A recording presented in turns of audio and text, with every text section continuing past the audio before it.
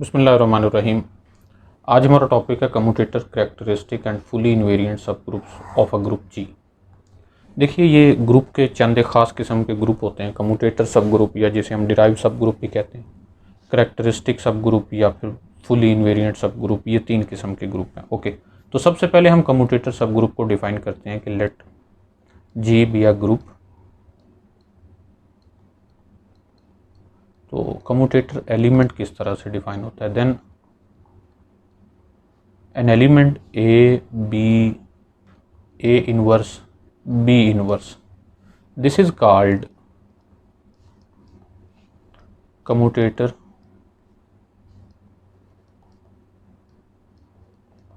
of A and B.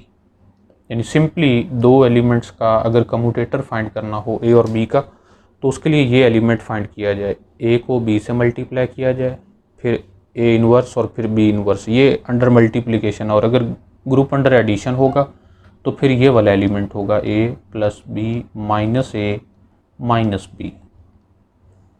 और कम्यूटेटर को आमतौर पर कुछ इस तरह से डिनोट किया जाता है कि ये A कॉमा B, ये इंटरवल नहीं है बल्कि ये commutator of A and B कहलाता है।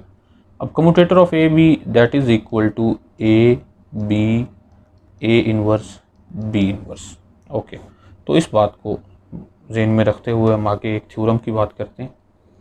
थ्योरम में ये है, ये कुछ प्रॉपर्टीज़ हैं बेसिकली कम्यूटेटर एलिमेंट्स की। Let A B C be elements of a group G, then number 1, commutator में अगर हम जगह बदल दें तो इसमें चेंज आ जाती है। A B commutator of A and B that is equal to B A inverse. यानी वो जो A B का कम्यूटेटर है that is equal to inverse of commutator of B and A। Okay, number 2, ये चंद एक properties हैं अब्दुल मजीद की book से ये ली गई हैं, आप वहाँ भी देख सकते हैं। ए बी सी का जो कम्यूटेटर है that is equal to B C. यहाँ पावर में जो ए है ये अभी मैं एक्सप्लेन कर देता हूँ कि इससे क्या मुराद है। ए सी, देखिए जब भी किसी भी एलिमेंट की पावर यूँ ए लिखी जाएगी तो उससे मुराद ये होगा कि ए एक्स ए इनवर्स, यानी conjugate of X with A. Okay, तो इसका ये जो मैंने लिखा है commutator of B C power A में, इसका मतलब ये है A time commutator of B C and A inverse और फिर commutator of A and C. Similarly A comma B C यानी commutator of A and B C that is equal to commutator of A and B multiply with commutator of A C power में b, यानी b time commutator of a and c and then b inverse. Number 4, a और b inverse का जो commutator है ये equal होता है b a और पावर में b इनवर्स। अब इसका मतलब ये है कि b inverse into b inverse a inverse into inverse of b inverse that is b। Okay, और इसी को देखते हुए एक और रिजल्ट भी लिखा जा सकता है। ए इनवर्स बी का जो कम्यूटेटर है ये इक्वल है बी ए और पावर में ए इनवर्स। ओके, तो ये तो चंद एक इसकी प्रॉपर्टीज़ थी। अब यहाँ से एक रिज़ल्ट हमें बड़ा डायरेक्ट मिल रहा है कि अगर ग्रुप अबिलियन हो तो फिर उसके कम्यूटेटर किस तरह से होंगे। देखिए, लेट जी बी अबिलियन। अगर ग्रुप अबिलियन है तो हम उसके किसी भी दो एलिमेंट्स का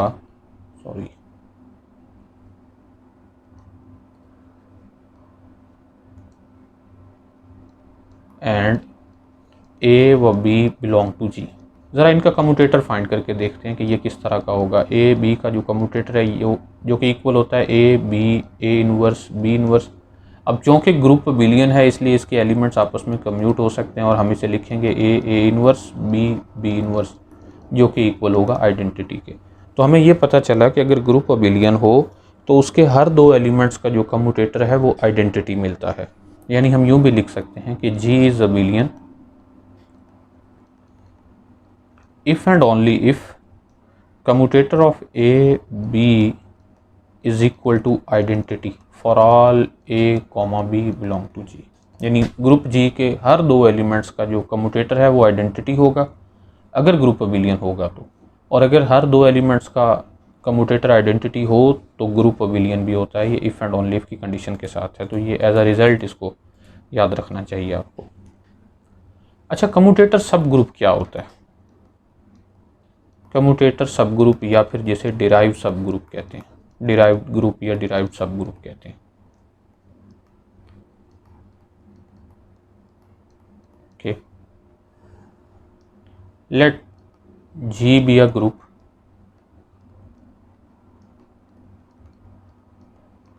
and a set A। Set A में एलिमेंट्स किस तरह के हैं? वो कम्यूटेटर्स हैं, commutator A B such that A व B बिलोंग टू G। देखिए, सेट A में जो एलिमेंट्स हैं वो इस तरह से हैं कि हर दो एलिमेंट, कोई भी ग्रुप G के कोई से दो एलिमेंट लिए जाएं, उसका कम्यूटेटर बनाया जाए, तो जो पॉसिबल ऑप्शन आंसर मिलता है उसको सेट A में रख दें। ग्रुप के हर दो एलिमेंट का कम्यूटेटर सेट A में मौजूद है। तो हम डिफाइन करते हैं, वी डिफाइन डिराइव्ड सब ग्रुप या डिराइव्ड ग्रुप, क्योंकि ये अपने तौर पर एक ग्रुप भी है, derived subgroup of G as. अच्छा, इसको यूं लिखा जाएगा, G के ऊपर यूं छोटा सा प्राइम लगा के, या फिर इसे यूं भी लिखा जाता है G1। ये होता है subgroup generated by the set A। अब ये क्या है कि generated by A, generated by set का मतलब ये होता है कि the smallest subgroup containing A, यानी यूं कहें कि the smallest subgroup of G, sub smallest mean in sense of inclusion, the smallest subgroup of G containing the set A। यानी ग्रुप G के जितने भी सब group हैं उनमें सबसे छोटा ऐसा सब ग्रुप जिसमें A के तमाम एलिमेंट्स मौजूद हों, उसको हम कहते हैं कि the smallest subgroup generated by A।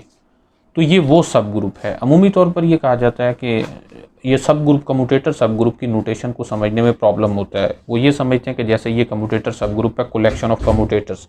ऐसा नहीं होता, बल्कि कलेक्शन ऑफ कम्यूटेटर से जनरेट होने वाला जो सब ग्रुप है वो हमारे पास कम्यूटेटर या फिर डिराइव्ड सब ग्रुप कहलाता है। इसी तरह ये तो है फर्स्ट डिराइव सब ग्रुप। अगर हम इसको देखें तो ये फर्स्ट डिराइव सब ग्रुप है और इसे यूं भी लिखा जाता है, commutator of G and G। इसी वजह से इसे कम्यूटेटर सब ग्रुप भी कहते हैं। और अगर हम यहाँ सेकंड कम्यूटेटर या सेकंड डिराइव्ड सब ग्रुप की बात करें तो हम कुछ इस तरह से लिखते हैं, similarly G2 that is equal to G1 G1, commutator of G1 G1। इसका क्या मतलब है कि G1 के एलिमेंट्स के जितने पॉसिबल कम्यूटेटर्स बन सकते हैं उनका एक सेट बना लिया जाए, और उस सेट से जनरेट होने वाला जो सब ग्रुप है उसे G2 या फिर सेकंड कम्यूटेटर सब ग्रुप या फिर second derive subgroup of G कहा जाता है। एंड सिमिलरली हम यहाँ से ये भी डिफाइन कर सकते हैं जी के क्या है, के कोई भी पॉजिटिव इंटीजर है जो कि जनरेट होता है जिन कम्यूटेटर्स ऑफ GK-1 से। तो ये केथ डिराइव सब ग्रुप या फिर केथ कम्यूटेटर सब ग्रुप ऑफ G कहलाता है।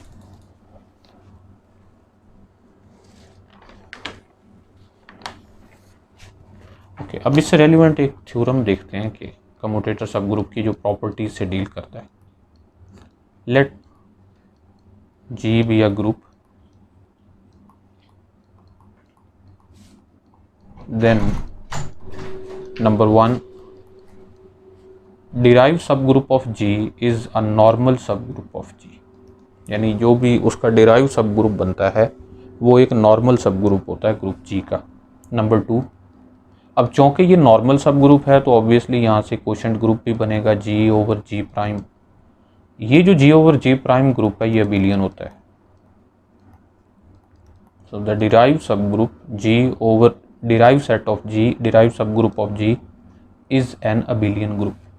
And number 3, if n is a normal subgroup of G such that G over n is abelian। कि अगर n कोई और सब ग्रुप हो, नॉर्मल सब ग्रुप हो जिससे G over n बनाया जाए और G over n अगर नॉर्मल हो तो ये ज़रूरी है कि ये जो डिराइव सब ग्रुप है ये उस नॉर्मल सब ग्रुप में कंटेन करेगा। ओके, या यूं कह सकते हैं कि derive subgroup of G is the smallest normal subgroup of G such that G over G prime is abelian. Okay, तो इसके साथ ही सॉल्वेबल ग्रुप के बारे में भी बात कर लेते हैं। वैसे तो ये थोड़ा सा एडवांस टॉपिक है लेकिन जस्ट डेफिनेशंस की हद तक हम इसे देखेंगे। सॉल्वेबल ग्रुप क्या होता है कि G is solvable if and only if G kth derived subgroup of G that is equal to identity for some positive integer k। कि अगर हम G के डिराइव सब ग्रुप फाइंड करना शुरू कर दें, पहला डिराइव सब ग्रुप फाइंड करें, फिर दूसरा फाइंड करें, फिर तीसरा फाइंड करें और इस तरह से एक नौबत ये आ जाए कि किसी पावर के लिए यानी कोई एक ऐसा डिराइव सब ग्रुप ऐसा मिल जाए कि जो सिर्फ आइडेंटिटी को कंटेन करता हो, तो हम ये कहते हैं कि वो जो ग्रुप G है वो सॉल्वेबल है। और ये जो K है इसको सॉल्वेबिलिटी इंडेक्स भी कहा जाता है। ओके, तो कुछ एग्जांपल्स देखते हैं।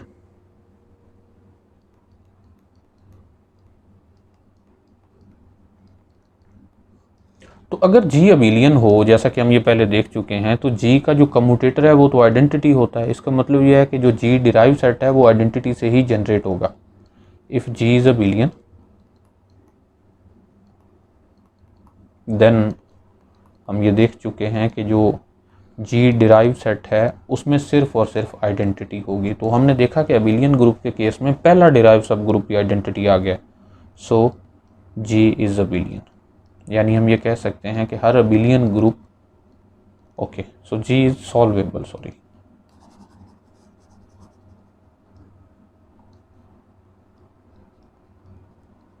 यानी हर अबिलियन ग्रुप सॉल्वेबल ग्रुप होता है। नंबर 2, अगर हम डाइहेड्रल ग्रुप की बात करें D3 की, तो D3 का जो फर्स्ट डिराइव ग्रुप है वो इक्वल होता है 1a स्क्वायर के।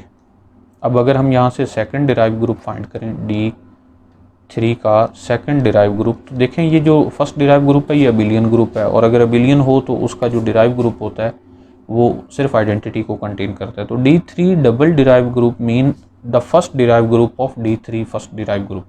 सो इसमें सिर्फ और सिर्फ आइडेंटिटी एलिमेंट होगी। तो हम ये देख सकते हैं कि डाइहेड्रल ग्रुप में D3 में जो सेकंड डिराइव ग्रुप है वो आइडेंटिटी मिला है, यानी ये भी सॉल्वेबल है। सो D3 is solvable.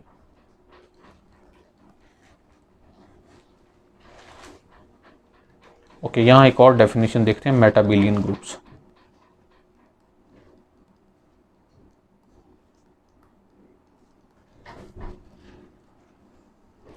A group G is metabelian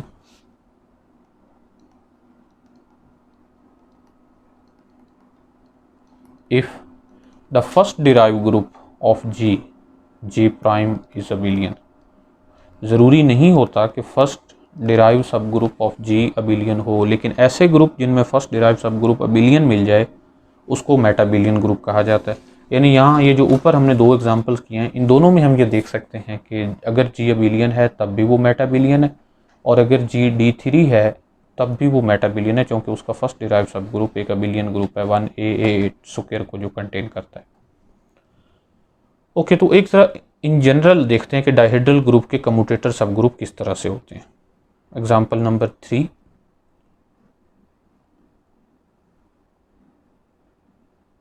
कि Dn का डिराइव सब ग्रुप एक ऐसा सब ग्रुप है जो कि जनरेट होता है a स्क्वायर से। ओके, यानी अगर हम D3 की बात करें तो D3 जो कि हम पहले देख चुके हैं, इसका डिराइव सब ग्रुप होगा generated by A square. It mean इसमें जो एलिमेंट्स हैं वो है 1a स्क्वायर। अगर D4 की बात करें तो D4 में जो जनरेट हो रहा है वो ए स्क्वायर से है। अब यहाँ ए स्क्वायर में जो एलिमेंट्स होंगे वो होगा 1a स्क्वायर और फिर A4 a पावर 4 जो कि आइडेंटिटी है, तो इसलिए इसमें सिर्फ यही दो एलिमेंट्स होंगे। अगर D5 की बात की जाए तो D5 का डिराइव सब ग्रुप जो कि जनरेट होता है ए स्क्वायर से। अब इसमें एलिमेंट्स होंगे 1a square power 3 mean a power 6 जो कि a है, और फिर a power 4 so that is a cube and a power 4। तो ये इसमें मौजूद हैं। तो हम यहाँ देख रहे हैं कि अगर n इवन है और ऑड है तो यहाँ बिहेवियर थोड़ा सा मुख्तलिफ है। तो इन जनरल हम बात करते हैं कि if n is odd then generated by A square that is equal to generated by A. यानी हम ये कह सकते हैं कि Dn derive subgroup that will be generated by A and that will contain elements 1a square up to so on a power n minus 1। okay, if n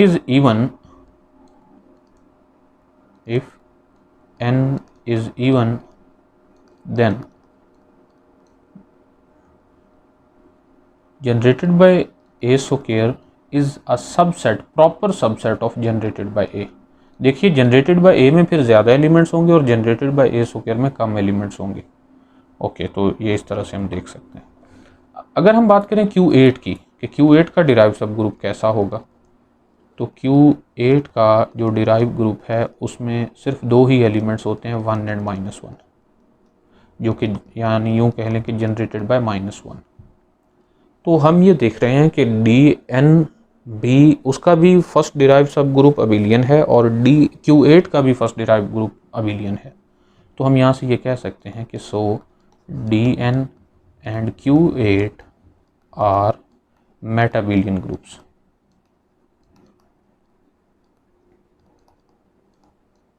similarly Q8 जो है ये सॉल्वेबल भी है, क्योंकि जब यहाँ हम Q8 का डबल डिराइव सब ग्रुप फाइंड करेंगे, सेकंड डिराइव सब ग्रुप, तो उसमें सिर्फ और सिर्फ आइडेंटिटी होगी, यानी वो ख़त्म हो जाएंगे डिराइव। तो इस वजह से हम ये Q8 को भी कह सकते हैं कि ये सॉल्वेबल है। Okay, number 5 general linear group जो कि हम पढ़ते आए हैं GL2R। इसका जो डिराइव सब ग्रुप है, फर्स्ट डिराइव सब ग्रुप, वो है SL2R। Okay, number 6 SN is not solvable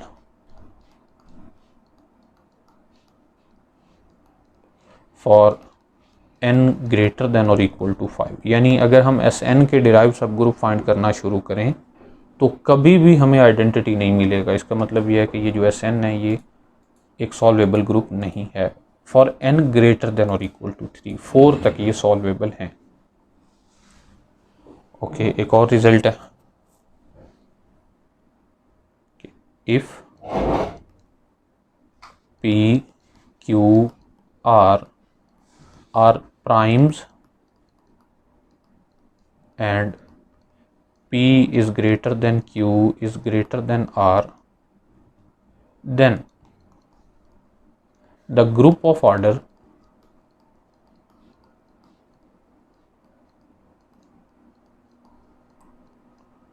P Q R is solvable।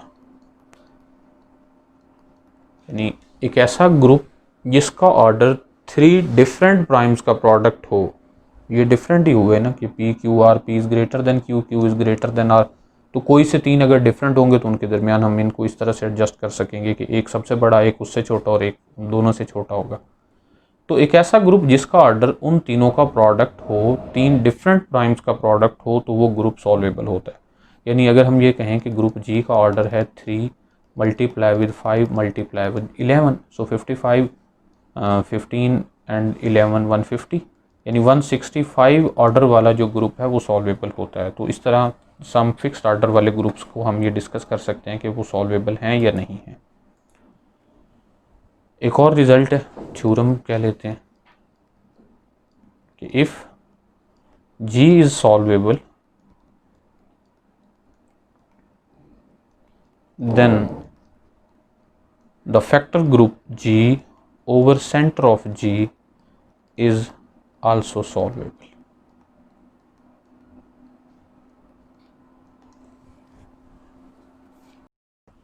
Okay तो अब हम बात करते हैं करेक्टरिस्टिक एंड फुली इनवेरिएंट सब ग्रुप्स। तो पहले हम डिफाइन करते हैं कि व्हाट इज करेक्टरिस्टिक सब group.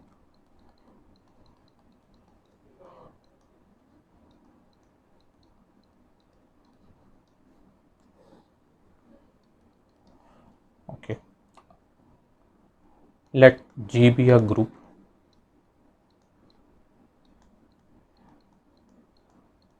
and H be a subgroup of G. H is called characteristic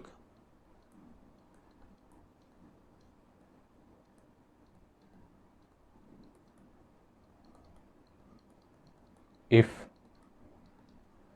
alpha of H is equal to H for all alpha belong to automorphism of G।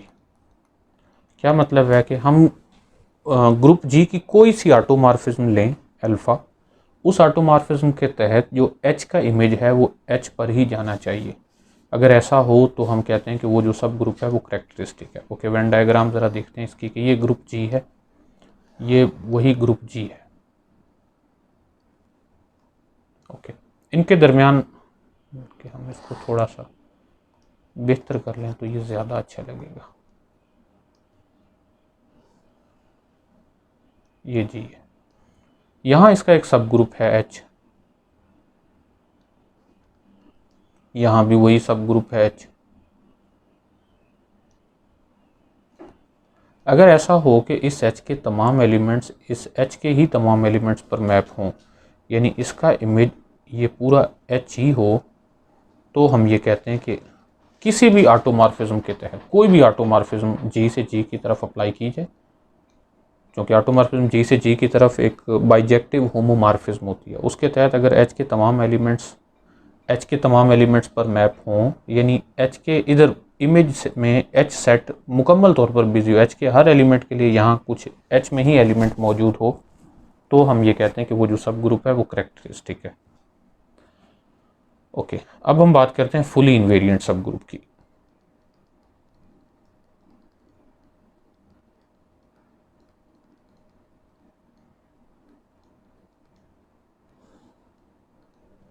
Fully invariant में क्या होता है कि let G be a group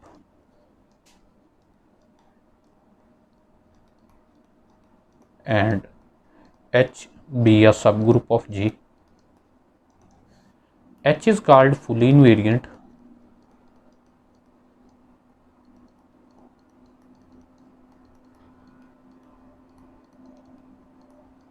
if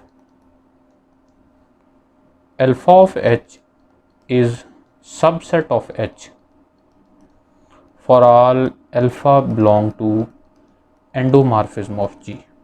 अब ये set of एंडोमॉर्फिज्म्स क्या है, इसका मतलब ये है कि this endomorphism of G is the collection of all homomorphisms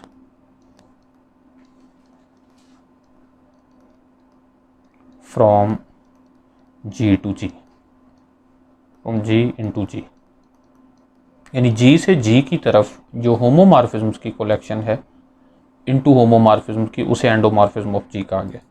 अगर हर इनटू होमोमॉर्फिज्म में H का इमेज H के अंदर ही लाई करे, यानी ये आपके पास G है, इसके अंदर ये H है, इसी तरह यहाँ पर G है और इसके अंदर यहाँ पर H है। अगर H का इमेज H में ही लाई कर रहा हो, कुछ इसका सबसेट हो H का ही, तो हम ये कहते हैं कि वो जो सब ग्रुप है वो फुली इनवेरिएंट है। ओके, इससे रिलेटेड चंद एक थ्योरम्स और रिजल्ट्स देखते हैं।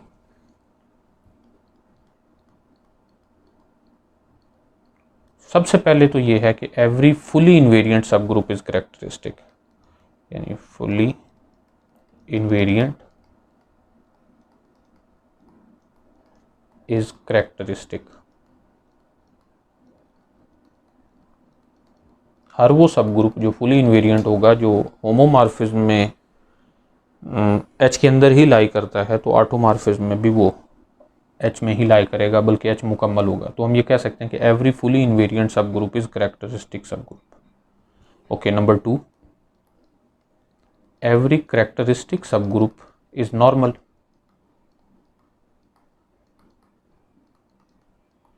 Every characteristic subgroup is normal. अब देखिए, हर फुली इन्वेरिएंट तो करेक्टरिस्टिक होता है और हर करेक्टरिस्टिक नॉर्मल होता है, तो इसका मतलब ये हुआ कि fully invariant is normal.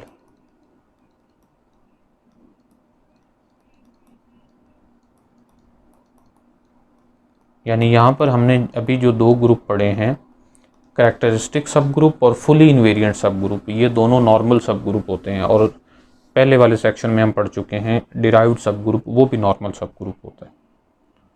Okay, number 4, intersection of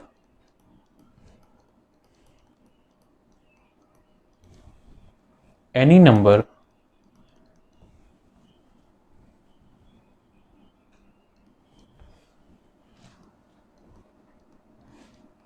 number of characteristic subgroups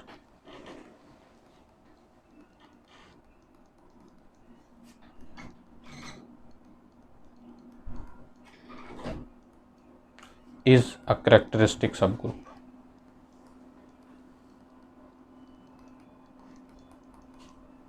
जैसे हम ये जानते हैं कि सब ग्रुप्स जितने भी हों उनका इंटरसेक्शन अगेन एक सब ग्रुप होता है, वैसे ही जितने भी करेक्टरिस्टिक सब ग्रुप्स हों उनका इंटरसेक्शन अगेन एक करेक्टरिस्टिक सब ग्रुप ही होता है। नंबर 5, जो कम्यूटेटर सब ग्रुप ऑफ जी है वो फुली इन्वेरिएंट होता है। कम्यूटेटर सब ग्रुप या फिर derived subgroup of G is fully invariant. Okay, और अगर कम्यूटेटर सब ग्रुप फुली इन्वेरिएंट होता है तो हम ये पढ़ आए हैं कि फुली इन्वेरिएंट इज करेक्टरिस्टिक। सो हम ये भी कह सकते हैं कि commutator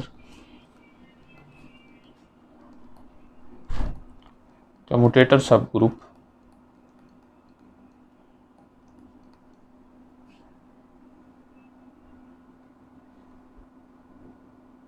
commutator subgroup is fully invariant, so also characteristic।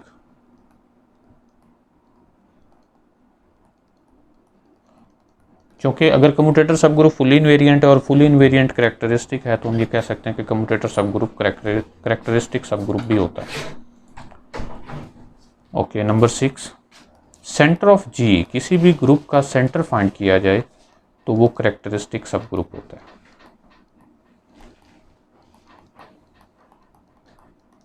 Number 7, if H is the only subgroup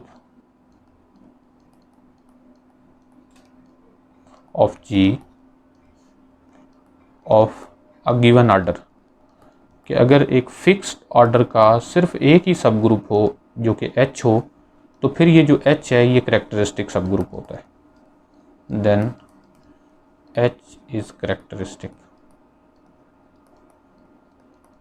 for example group में ऑर्डर 6 का सिर्फ एक ही सब ग्रुप है जो कि H है, तो फिर ये जो H है ये करेक्टरिस्टिक सब ग्रुप होगा और ये नॉर्मल भी होता है। Number 8, let G be abelian. Okay, then for a fixed prime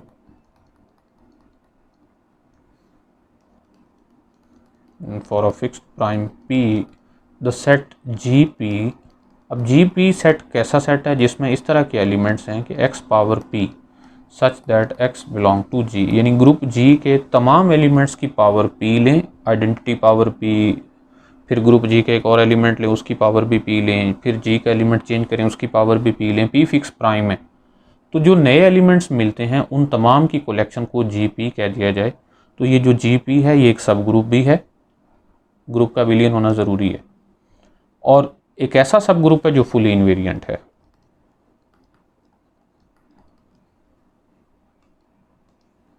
is fully invariant, और अगर ये फुली इनवेरिएंट है तो इट मीन कैरेक्टरिस्टिक भी है, सो कैरेक्टरिस्टिक आंसर।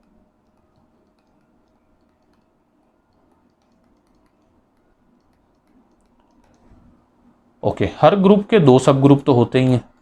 नंबर 9 में हम ये देखते हैं कि ग्रुप जी का एक सब ग्रुप होता है जी और एक होता है आइडेंटिटी। ये तो हर ग्रुप के सब ग्रुप होते हैं, और ये जो दो सब ग्रुप हैं ये कैरेक्टरिस्टिक भी होते हैं।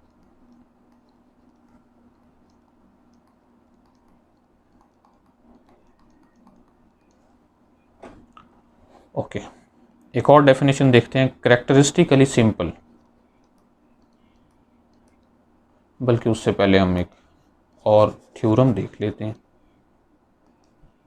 नंबर 10 में देख लें कि let H be a characteristic सब group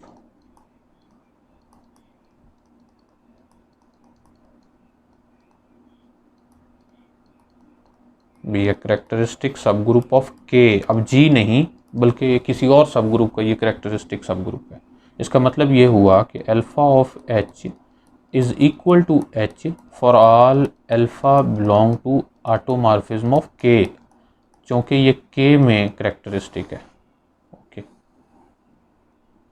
and K is a normal subgroup of G. अब देखिए एच अगर कैरेक्टरिस्टिक सब ग्रुप ऑफ के है तो इसका मतलब ये हुआ कि एच एक नॉर्मल सब ग्रुप भी है के का, क्योंकि कैरेक्टरिस्टिक सब ग्रुप नॉर्मल सब ग्रुप होता है। और यहाँ हम ये सपोज कर रहे हैं कि के नॉर्मल सब ग्रुप है जी का, तो यहाँ से ये पता चलता है कि जो एच है ये एक नॉर्मल सब ग्रुप है जी का। वैसे ये जो नॉर्मेलिटी है ये ट्रांजिटिव प्रॉपर्टी होल्ड नहीं करती, यानी अगर हम दो ग्रुप सब ग्रुप लें, एक जी सॉरी एक एच और के, अगर एच एक नॉर्मल सब ग्रुप हो के का और के नॉर्मल सब ग्रुप हो जी का, तो ज़रूरी नहीं होता कि एच नॉर्मल सब ग्रुप हो जी का।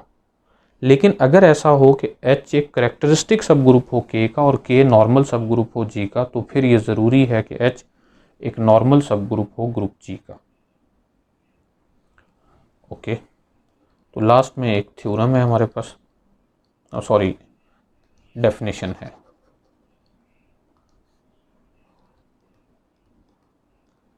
कैरेक्टरिस्टिकली सिंपल, एक ऐसा ग्रुप जिसके सिर्फ दो ही कैरेक्टरिस्टिक सब ग्रुप हों, एक आइडेंटिटी और एक जी, तो उस ग्रुप को कैरेक्टरिस्टिकली सिंपल ग्रुप कहा जाता है। G is called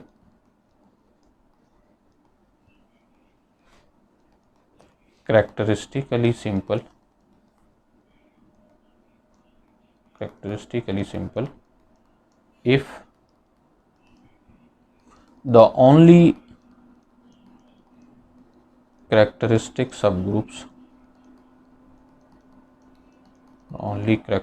subgroups of G are identity and G itself। कि एक ऐसा ग्रुप जिसके सिर्फ दो ही कैरेक्टरिस्टिक सब ग्रुप हों, एक आइडेंटिटी और एक जी, तो उसको कैरेक्टरिस्टिकली सिंपल सब ग्रुप कहा जाता है, सॉरी कैरेक्टरिस्टिकली सिंपल ग्रुप कहा जाता है। और हर सिंपल ग्रुप कैरेक्टरिस्टिकली सिंपल होता है, क्योंकि सिंपल ग्रुप में उसके सिर्फ दो ही नॉर्मल सब ग्रुप होते हैं, आइडेंटिटी और जी, इसके अलावा कोई और नॉर्मल सब ग्रुप होता ही नहीं। और अगर कोई उसका कैरेक्टरिस्टिक सब ग्रुप होगा तो उसने नॉर्मल तो होना ही है, और नॉर्मल सिर्फ आइडेंटिटी और जी है। इसका मतलब ये है कि एक ऐसा ग्रुप जो सिंपल हो वो कैरेक्टरिस्टिकली सिंपल भी होता है। ओके, तो आज का लेक्चर हम यहीं पर एंड कर रहे हैं। नेक्स्ट लेक्चर में हम इंशाल्लाह कॉन्जुगेसी रिलेशन इन ग्रुप्स की बात करेंगे।